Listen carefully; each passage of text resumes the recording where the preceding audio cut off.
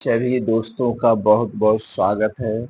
दोस्तों, आज के वीडियो में हम डिस्कस करेंगे शरीर में विटामिन बी 12 का नॉर्मल रेंज कितना होना चाहिए और विटामिन बी 12 की कमी से कौन कौन सी समस्याएं होती हैं, इसके बचाव के घरेलू उपाय क्या है, किन किन चीज़ों को हम अपने खाने में शामिल करें जिससे विटामिन बी 12 की कमी नहीं होगी।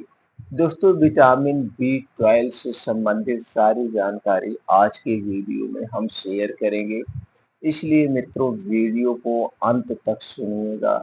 सुनने के बाद अगर आप हमारी जानकारी से संतुष्ट होना तो इस जानकारी को ज़्यादा से ज़्यादा लोगों तक शेयर ज़रूर करना।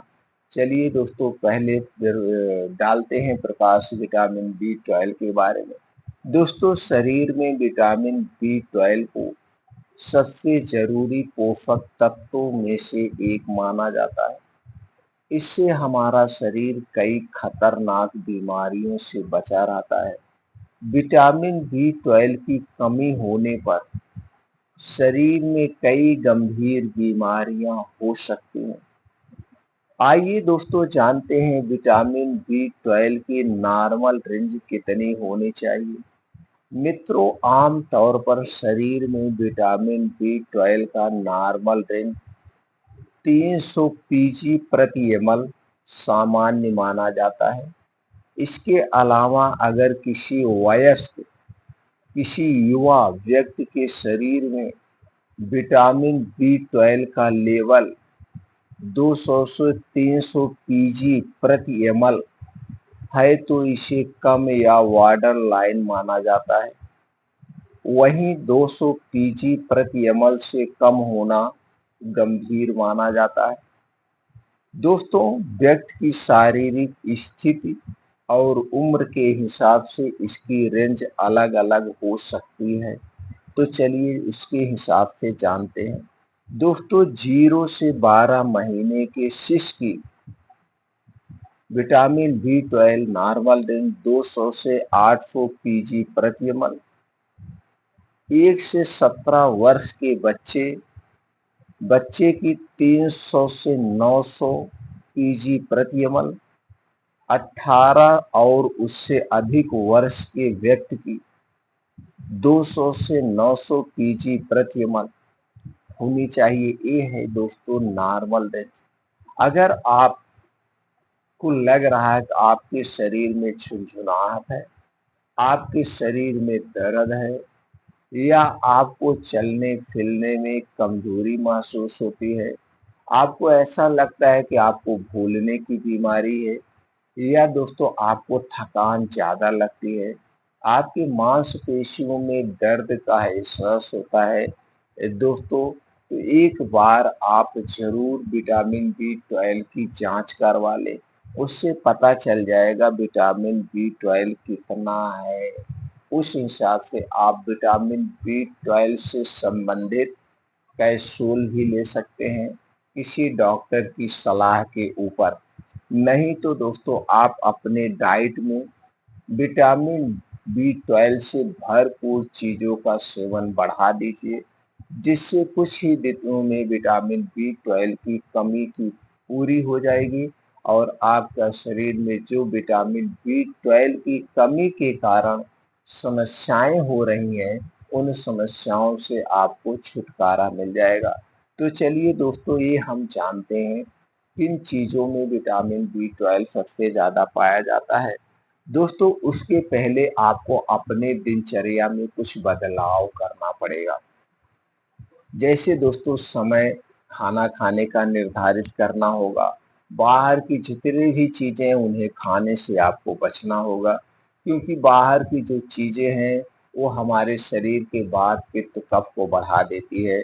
इसलिए कोई भी बाहर की चीज़ खाने से पहले उसमें क्या-क्या पड़ा है, जो पड़ा है या इसे किस प्रोसीजर से बनाया गया है, इसमें जो चीज़ें मिलाई गई हैं वो कितना हमारे स्वास्थ्य के लिए फ़ायदेमंद है, कितना नुकसानदेह है, तभी आप बाहर की कोई भी चीज़ खाएँ, चाहे वो पैकेट बंद हो, चाहे डिब्बा बंद हो ऐसे खाने से आपको बचना होगा।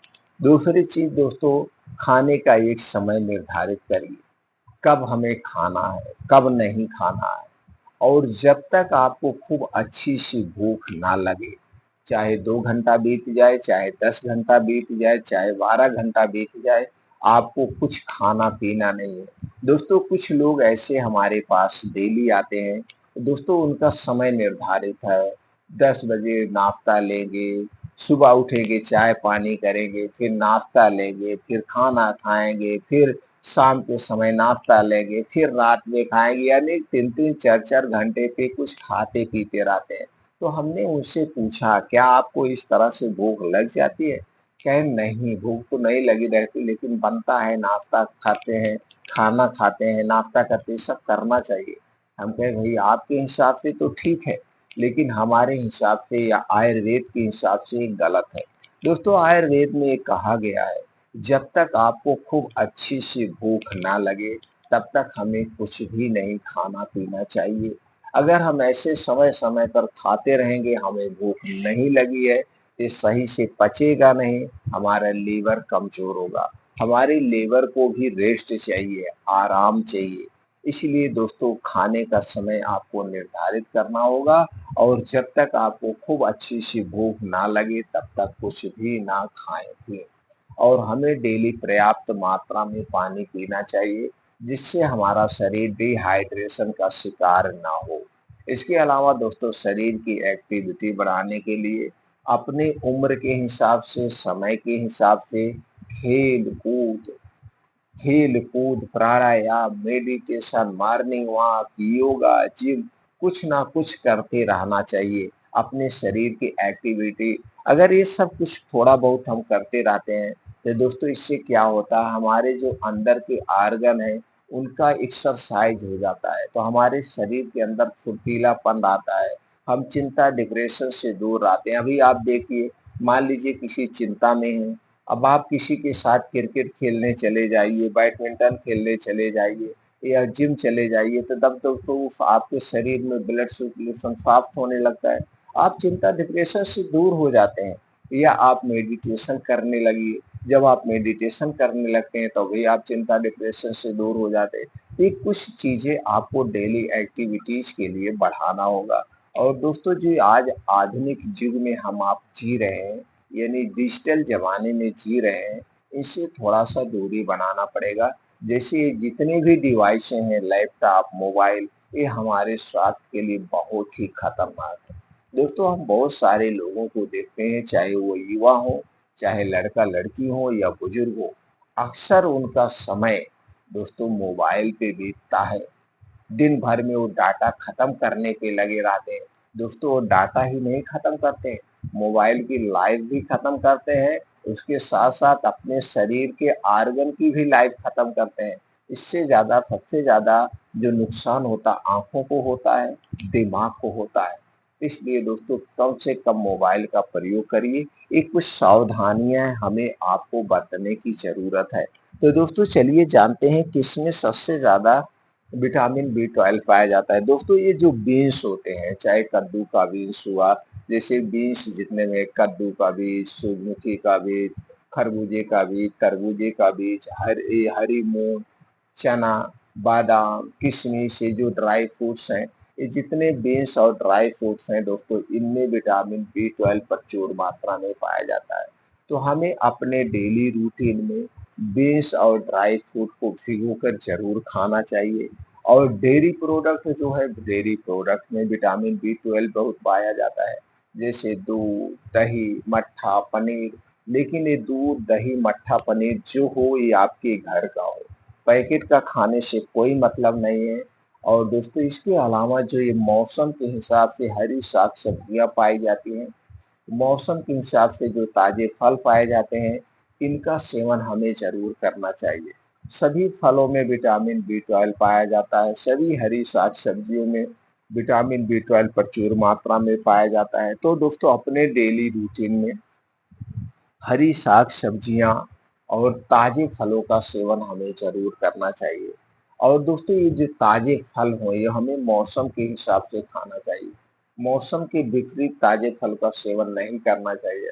दोस्तों, जब हम मौसम के हिसाब से फल खाते हैं, उसी हिसाब से हमारे शरीर में वात पित्त कफ पाया जाता है, वो उसी हिसाब से घटता बढ़ता रहता है, तो उसी हिसाब से मैनेज करता है, यानी कि फल को आराम से पचा देता है।